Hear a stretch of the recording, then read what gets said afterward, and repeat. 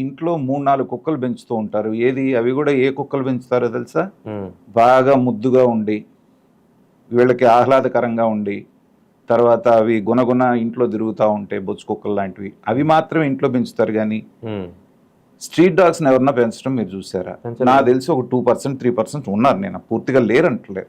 సెలబ్రిటీలు అయితే ఎవరు పెంచరు, సెలబ్రిటీస్ ఎవరు పెంచరు.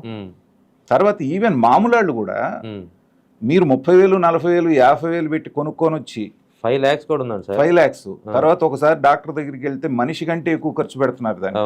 దానికి మళ్ళీ ట్రిమ్మింగ్ అని ఇదని మనకి బ్యూటీ పార్లర్ ఖర్చు పెడుతున్నారు. ఖర్చు పెట్టుకోనివ్వండి, వాళ్ళ డబ్బులు వాళ్ళ ఇష్టం. నేననేది ఏంటంటే, మీకు జంతువుల మీద అంత ప్రేమ ఉన్నప్పుడు ముద్దుగా ఉన్న జంతువే కావాలా? మళ్ళీ ఇందాక అన్నది నేను అదే, జంతు ప్రేమికులు అన్నటువంటి వాళ్ళు తలా 2 కుక్కలు పట్టుకెళ్ళిపోతే స్ట్రీట్ డాగ్స్ అసలు గొడవే లేదు. ఇవాళ మీరు ఈ బొచ్చు కుక్కలు ఎవరైతే ఎన్నిళ్లలో అయితే ఉన్నాయో అన్నిళ్లలోకి స్ట్రీట్ డాగ్స్ వెళ్తే ఉంటాయా? ఉండవు కదా. తర్వాత వాటికి పేర్లు పెట్టి పెంచుకోవడం అనేది పర్వాలేదు.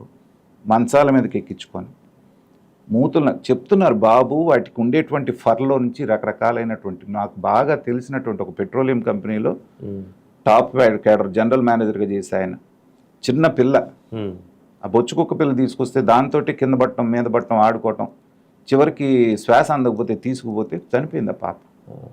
ఏంటంటే ఫర్ రిలీజ్ చేస్తుంటే అవంతా పీల్చుకొని